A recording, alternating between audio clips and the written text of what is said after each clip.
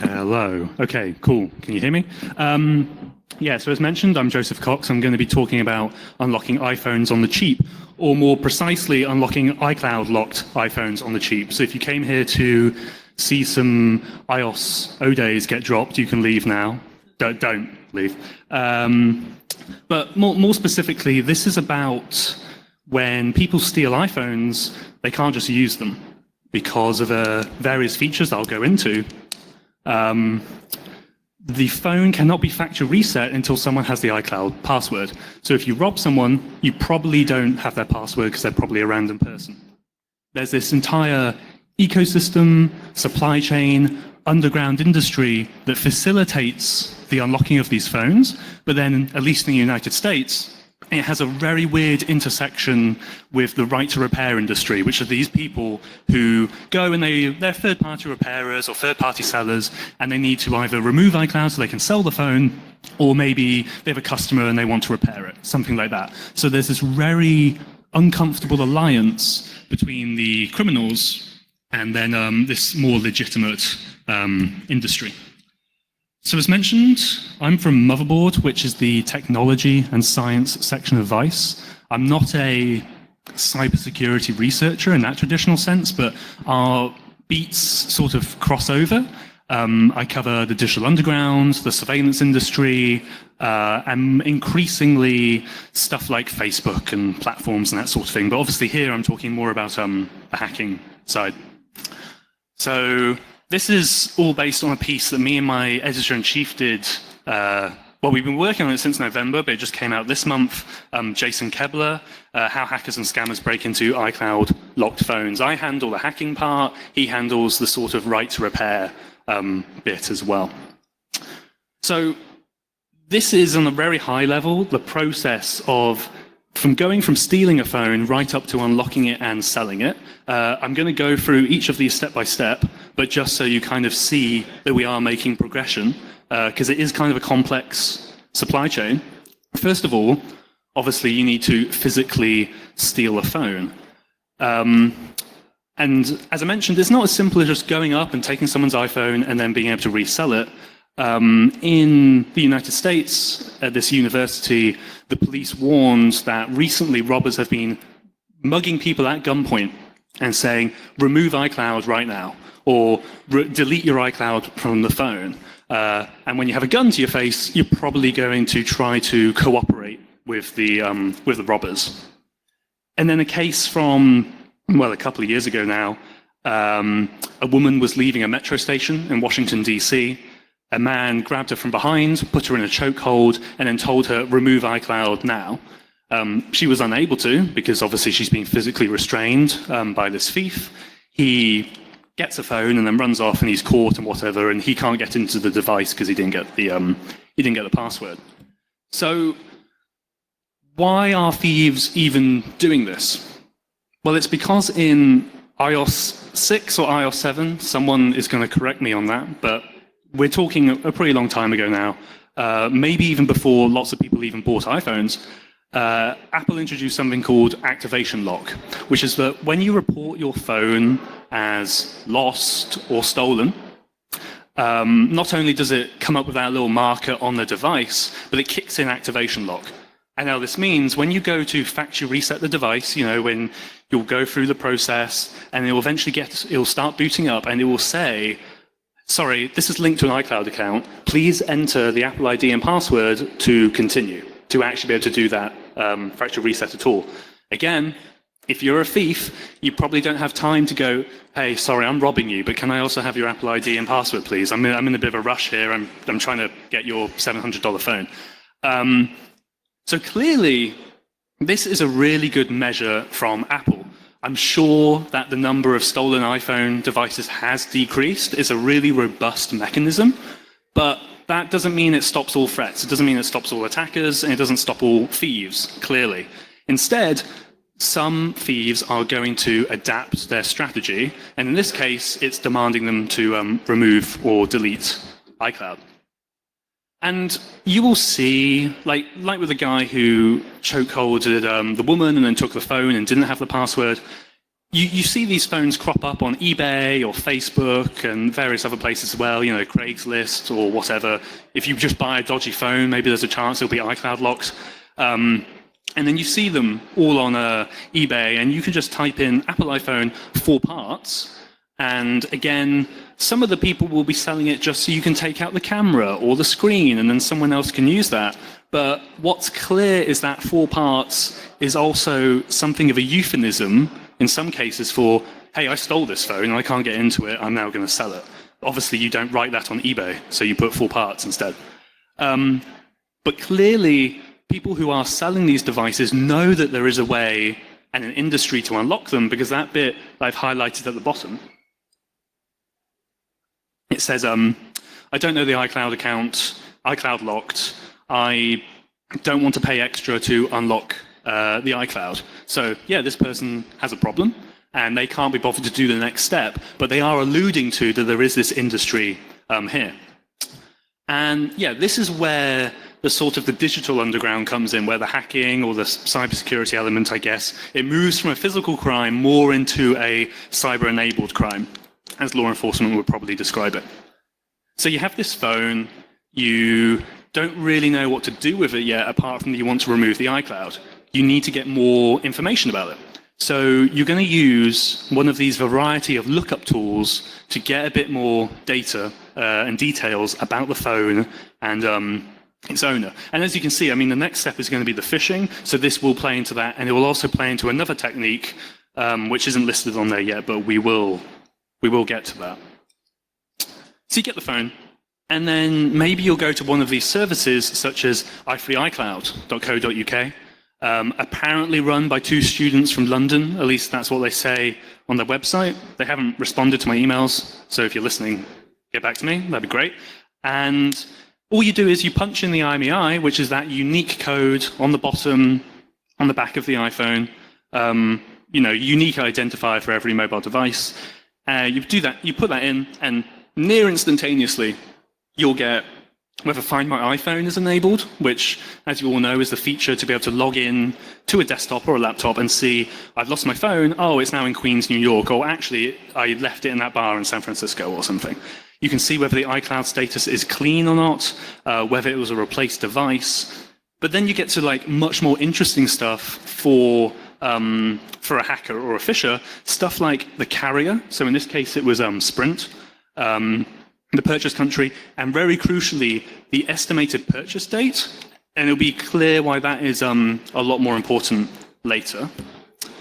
We tested this with one of our own phones. Obviously, I'm not going to show you the serial number. That is one of our editor's phones. We just wanted to see if the service works, and it does return correct and valid information.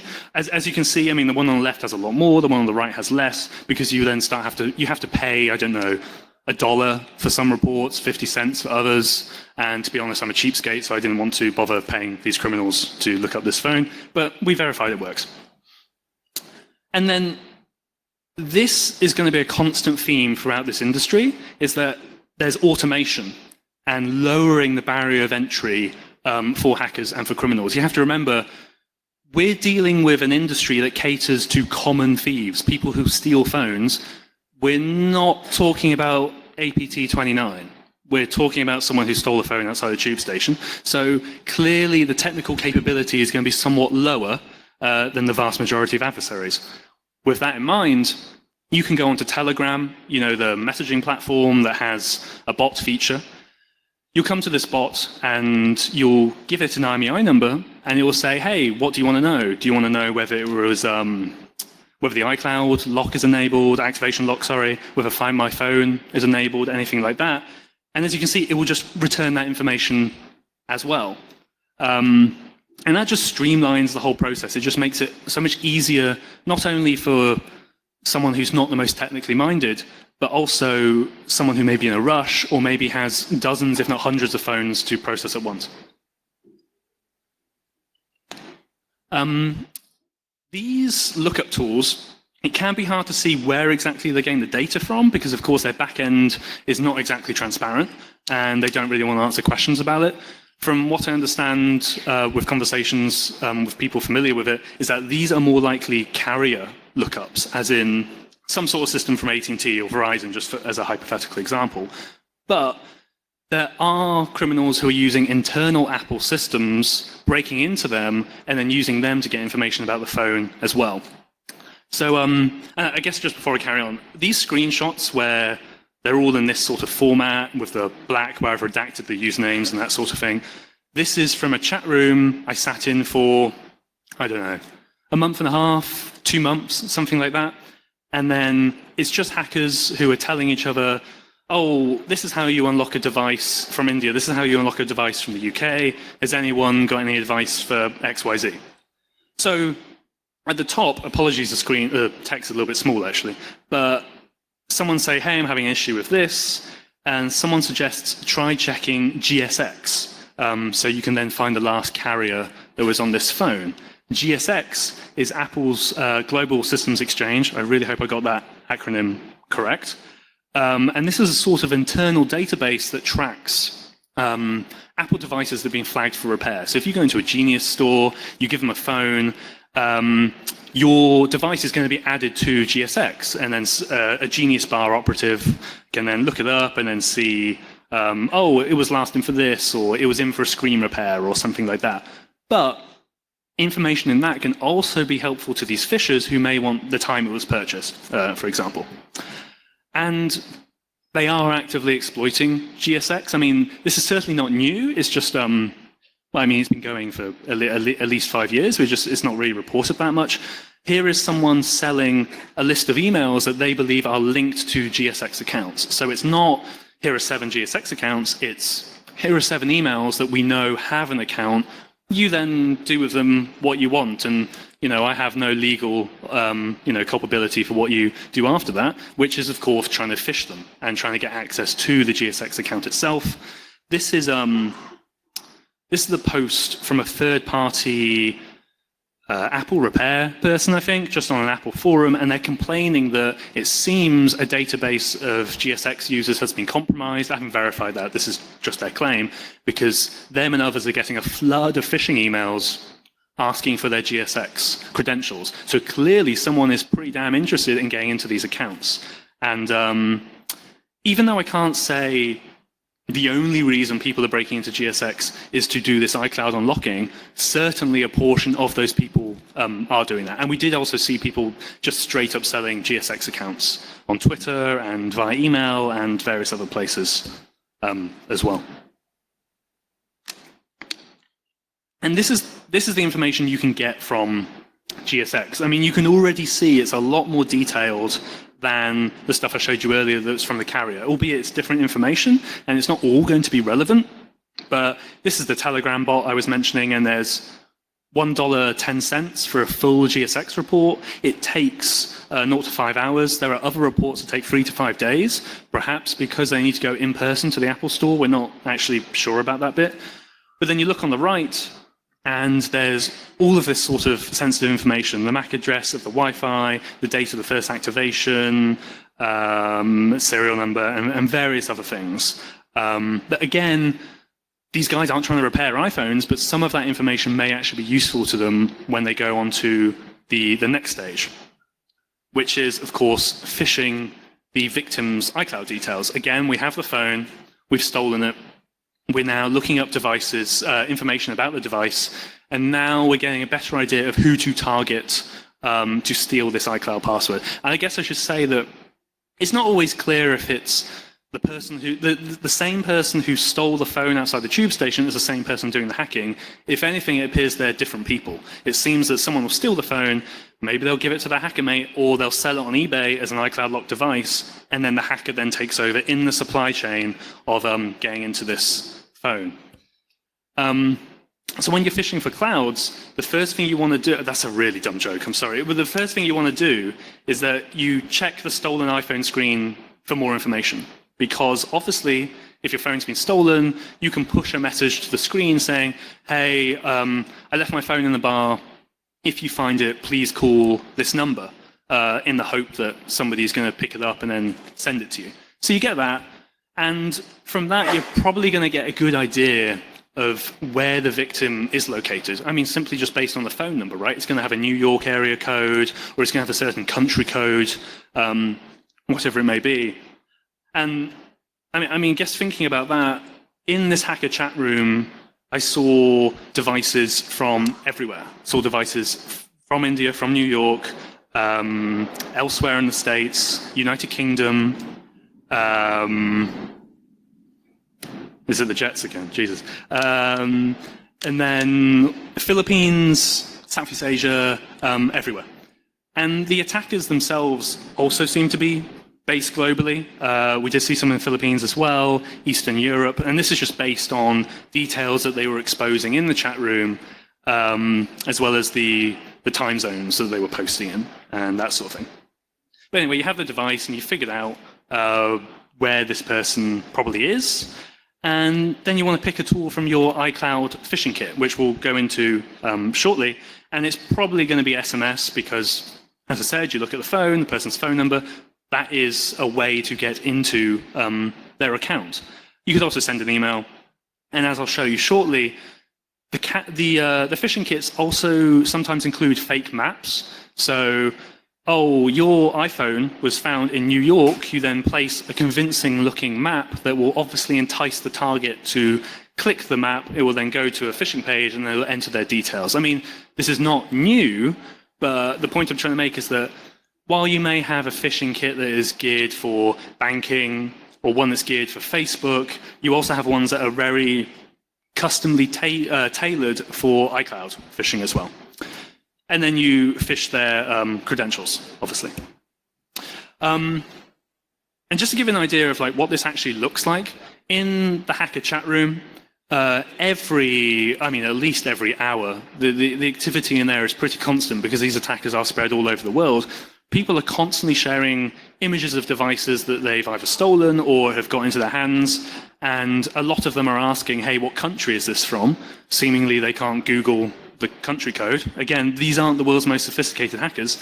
But then, just to give you an idea, there is a constant stream of these all coming in, and some of them are clearly stolen. I mean, that one sort of middle bottom, we saw you stole our things, come back or we'll call the police. The other one is the lost iPhone to the right as well.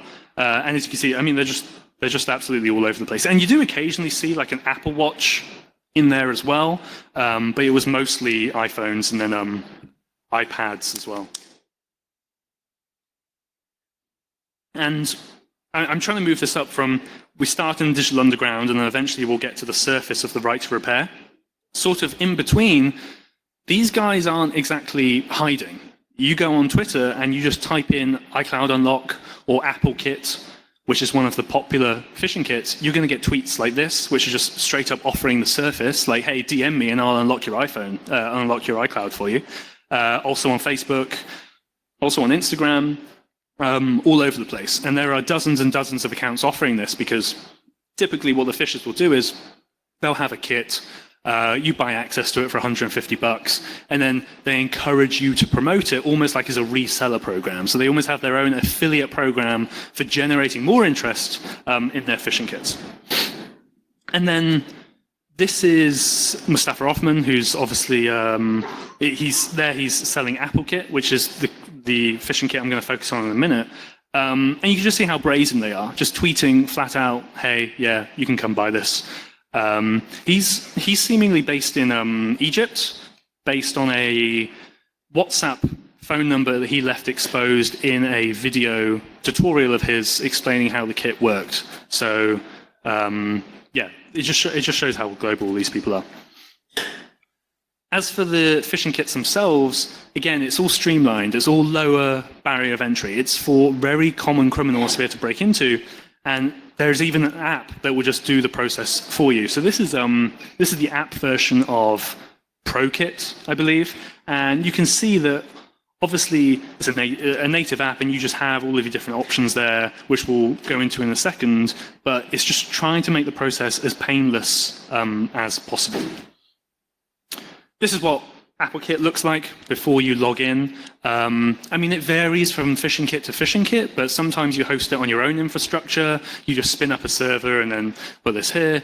Or if you buy it from the administrator of the phishing kit, maybe they also provide their own infrastructure as well, which again just makes it even easier for these people. Thanks to, and I'll try to get the handle right, at Dave_Daves for providing some of these screenshots. Legally, as a journalist, I can't go and log into phishing panels, even if they're a criminal, because if that's unauthorized access, and I don't fancy getting indicted. So I don't log into them, even if there are passwords available. But this independent security researcher decided to, and then provided the screenshots here. So we can actually see inside the campaigns for getting into these iCloud accounts. So you log in, and there's just all of these different options that you may want to pick from to get into the accounts. So first of all is probably the most obvious approach, which is going to be that you're going to text that phone number, which is displayed on the device. And they can make it look as if it's coming from Apple at the top of the text message. It will just say from Apple, or if they do a phone call, it will then spoof from there as well. They can decide to send it from different countries. So, of course, if the victim is from the UK, you probably want to get a +44 number to pretend that the person is phishing from there as well.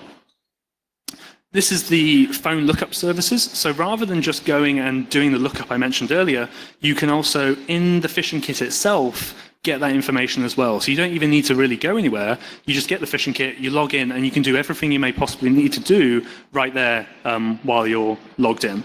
And again, that's probably not the GSX stuff. That's probably more the carrier end as well. And then you have a selection of pre-configured links, obviously depending on how you want to phish your target. There's the iCloud one, the Apple ID, FMI, which is Find My iPhone, iTunes gift card. Maybe you want to say that, oh, hey, you've won $20 on iTunes, click here to log in. I mean, that sounds quite stupid on the face of it, but it can be quite enticing to a target, obviously. And then just normal phishing email templates. So some people have templates for, hey, I need one for the Philippines, and obviously they need to get the localized language. I need one for the UK, which is going to need to have the correct grammar and all of that sort of thing. So rather than rewriting your own phishing emails every time, you're not just buying access to the capability to send emails en masse, you're buying access essentially to knowledge and be able to fast track that as well. And then just a dedicated link shortener, you know, kind of like bit.ly, but it may be, I'm just making this up, iclo.ly or something that could potentially convince someone it's an iCloud account or something like that. And they change each time because they'll have these shortened links, and then the TLDR, the TLD will remove it or whatever, and they constantly have to churn through and get new accounts as well. So you log in, and this is actually what Mustafa Othman, the administrator of AppleKit, sees, because he rather foolishly or rather audaciously left a hard-coded password in all of the AppleKit copies. So if you know where to look, you can get that password and you can just log into any instance of AppleKit you happen to find online. I don't know if that's because he fancies spying on his customers and what they're up to, and maybe stealing their iCloud unlocks, or whether he's an idiot. I don't know which one it is. It could be both. But you log in, and then you can see absolutely everything here. And on the left, there's, you know, the various different email services you might want to use. And then on the right, this is the map feature I was talking about. So you select the victim, the email, the time, obviously, and then right at the bottom, slightly cropped off, is, oh, your address has been found at Wall Street, New York. Please click the map, and then we'll find you your phone. And just to show that a lot of these hackers are doing this on their mobile. I mentioned that app. This is just now the mobile browsing version. And that's just one victim and one device. But there are people doing this at somewhat scale. I mean, we're probably talking dozens per attacker, not really hundreds. So as you can see here, right at the top, this person has 10 victims, 38 devices, 36 of them are iOS. I've obviously redacted the names and the email addresses of the victims, but All of them except one have been completed. So this is being successful. Even though it may be a dumb iTunes gift card phish, it may be like a text message saying we're from the police and we found your phone, please log in. It clearly does work. And I feel like sometimes in information security we are too obsessed with the top-end, sexy IOSO day exploit chains where, hey, this is a security issue that's impacting real people all over the world. So. And just an example of some of the phishing pages. This is probably the most standard one, an Apple ID one. Obviously, if you send them a text message, they click on the text on their phone, it's going to obviously open on the mobile phone, right? Depending on the browser, it may show more or less of the actual domain. So potentially, if you can manage to make a domain that's, I don't know, Apple ID hyphen apple.password.reallyDodgyDomain.com, if you can make it so the browser doesn't show the really dodgy domain.com bit, you're probably going to have some success here. This is a text message, one actually for the Delhi police, and someone saying that they're from AppleCare. Your device was handed into the police, please click here. And I mean, you can see what I mean with the Apple ID -apple.com. I mean, that's not a bad phishing domain. And obviously there's something after it as well. But in that blacked out piece, there's also the IMEI number of the targeted device. So obviously the attacker can just see that they can keep track of which IMEI belongs to which target and that sort of thing. This is the iTunes gift card one. Again, pretty convincing. But it's not just text messages or emails. There's sometimes also phoning up victims as well. So this person is claiming that they have a call center for Spanish that will phone up and try to convince people that, hey, we found your phone, we need to get your credentials now. Only Spanish at the moment, but apparently they'll move into English as well. So these guys will just do whatever they can. And I'm not sure if you really get the full context there. Again, it's quite small. But the point of this was that, the email didn't work, the text didn't work, now let's try ringing them. Because if these guys have a locked phone, they really do need to get in that to make any sort of profit, especially if they even bought the locked phone as well. They have to be able to resell it. And then this is an example of a terrible phish. As you can see, the iPhone is the wrong capitalization, the X is the wrong capitalization. But again, apparently this is what is successful according to the hackers in this chat room.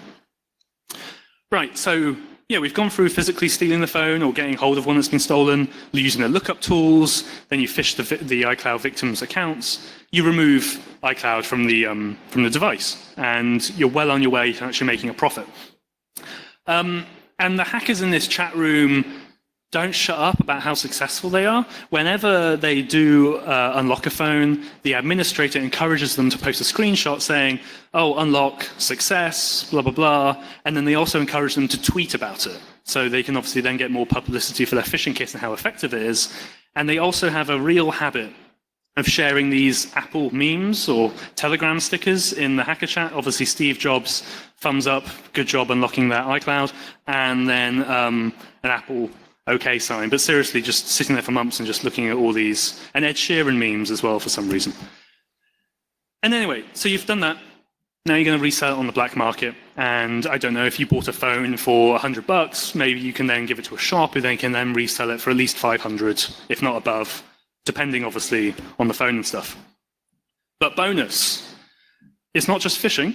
There is also a way that scammers will trick Apple into unlocking the devices as well with fake receipts. So put the phishing aside, that's totally done. This is almost an entirely different mechanism now. Hackers in this chat room and then a related one also sell receipt templates for T-Mobile, Verizon, AT&T. It basically says there's sort of a skeleton. You can just put all the sorts of details in, the date, the phone, the IMEI number that you'll have, and crucially, that sort of information that we got from the lookup services, such as that date of purchase. That's why it's so important, because you can then feed it into this fake receipt and trick Apple. And I mean, they're not cheap. It's $150 per invoice, or if you buy two, $125 each. So it's an investment on these hackers' part. And interestingly, it's not just carriers, it's also Apple Store receipts. So they will get the Apple Store template and then use that to trick Apple as well. And then, I mean, clearly they're just going to use Photoshop or some sort of other image manipulation software to then enter in all the details. But the reason they do this is because if you go into an Apple Store and you have a phone that's locked and you have the supporting documentation that you've just fabricated, there is a chance that you can convince someone at the Apple Store to remove iCloud from the device. Of course, they have the technical capability to do this. So this is an internal Apple document we obtained, or a reconstruction of one. We wouldn't publish the original, but all the language is the same. And it's just about an app that Apple employees have inside the store. And if you look at the bottom, it says request unlock managers only. So you go in, you take the invoice, you may speak to a normal Genius staff member at first, and then maybe they'll bring over their manager, and you can convince them that, hey, I forgot the password to this phone, please let me in. This is probably not going to work for stolen iPhones, especially if it's been stolen and then the owner has marked it as lost or stolen or something like that. Because if you would imagine the processes are going to be somewhat different, and that's probably going to raise alarm bells if someone comes in with a blatantly stolen phone. But you don't even have to go into an Apple store. As mentioned, these guys are all over the world, these scammers and hackers. So you may even have a guy in the Philippines who can just remotely chat with Apple over customer support, email, or whatever, send them the fake invoice, send them the IMEI and the other information, and according to this email that was shared in the hacker chat room, in French, the TLDR is that, hey, thank you for that information. We believe you, and we've now removed iCloud activation lock from that device. And then they're free to do whatever they want with that phone, use it themselves or sell it on or anything. Double bonus.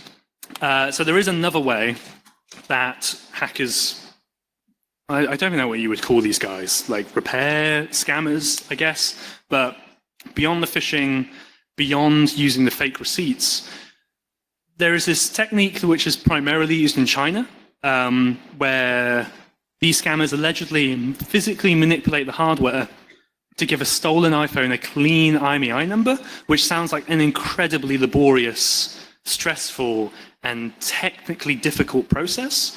We're still reporting on this, and we probably will do a piece on it in the near future, but our sources in the repair community who work with iPhones every day and take them apart and put them back together, they said, yeah, sure, it's possible. Yes, it happens, but dear God, they would not do it because that sounds like a real pain.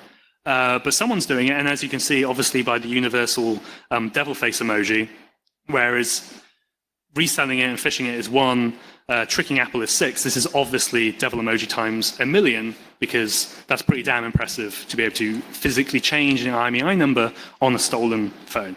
Again, I don't have many more details about that. If you do, feel free to signal me, because we're definitely interested in covering that.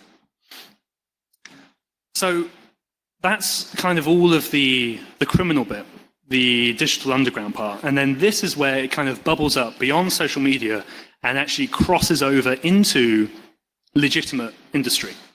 So in the United States and elsewhere, but we just focus on the US, is that there is a community of people who repair iPhones, resell them legally. This isn't criminal stuff. And maybe they will buy a load of phones from a carrier auction. You know, T-Mobile has a load of phones that are on a shelf in a store or something, and they can't really sell them as new, so they have to just, well, we'll put them in an auction and then someone will buy, I don't know, 20 or 50 phones at a time. It turns out, according to a refurbisher that we spoke to, who we granted anonymity to speak candidly about the process, is that some of these carriers do sell a load of iCloud-locked devices. So maybe a customer of T-Mobile had a phone, they used it for a bit, 6 months, a year or something, they hand it back into the store, but they haven't logged out of iCloud. And now T-Mobile is screwed because they can't really do anything about that. But they'll sell the phones regardless because T-Mobile just wants to get rid of them. Maybe somebody will buy them and then take out the camera or the screen again. But some people are buying them, it seems, to then unlock them and then sell them at a profit. And I mean, you can see why it would be tempting, even though, to be clear, any method for unlocking iCloud, unless you're the actual legitimate owner, is either going to be highly fraudulent, as in trying to scam Apple with a fake receipt, or straight up illegal when you're hacking someone. So even though it's fraudulent or potentially illegal, these people in the right to repair will still interact with this community. So let's say a repair person buys an iCloud locked phone for $220. They can't really do much with it. They could sell it for parts for $550, take out various components, and then sell that bit by bit over a few months. I mean, that's fine. It's a profit, but you're not getting the money straight away. Or you remove iCloud, and now you have a $700 device, and you can sell it immediately and get a much more serious markup. And then your paycheck will be right there. So again, this is where the two industries meet. We've gone from physical meets cybercrime to then meets sort of legitimate industry. It's where stuff gets really, really grey, really, really messy. And there are people who are not happy with this in the right to repair industry. To be clear, it's probably a minority of this community that are engaging in the illegal aspect. So this is a quote from a prominent member of the right to repair community in the United States who, he's saying this to the people who unlock iCloud and that sort of thing. You are the reason that the industry is looked at as an ugly stepchild. This guy's having meetings with senators, with lawmakers at various different levels, trying to tell them, hey, you should pass a law that means Apple should, give us more replacement parts, or Apple should give us more information about the phones so then we can repair them. I mean, there is a vibrant community around lobbying for legislative change like that. This guy's saying, we can't really do that when I'm having a meeting with a senator, and then these people over here are breaking into accounts. It's delegitimizing the right to repair industry. So much so that in a very popular Facebook group, or at least popular within the right to repair industry, someone, I think an administrator, recently asked, should we just ban iCloud unlocking posts from this group? And the majority said, yes, we don't want this to be part of our community. But clearly, it's still there. It's not going away. Some right to repair people say it's a product of Apple making it harder to remove iCloud. I mean, I don't think you can really blame Apple for trying to take the security of its users seriously, and this is just a side effect, and it's now having an impact upon this industry as well. So that was everything I just wanted to say about unlocking iCloud locked phones. And how those various industries meet. That's my Signal number if you want to send me IOSO days. That's my email address and Twitter as well. And if you have any more details about this, obviously feel free to contact me or anything else around Apple exploitation. Thank you so much.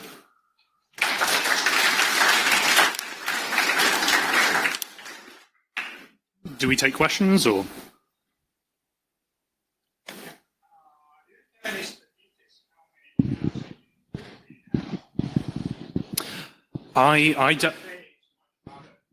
Yeah. Yeah, I got the question already. I'll just answer it. Yeah, so I don't have any data on how much 2FA there is used on iCloud accounts. Apple wasn't super chatty when it came to sharing that sort of data. But I imagine it would not be the majority. And I suppose, just to bounce off that, 2FA would wipe this out entirely. Like, these hackers don't have the capability to phish for 2FA tokens as well. Saying that, I mean, we all see automated at scale 2FA token phishing kits now. They are around, whether it's for a Google Authenticator app to get that token or the SMS token. I just haven't seen them incorporated into the iCloud phishing kits, probably because they don't need to kind of get around to answering your question. I don't think they need to get around 2FA because it's probably not there.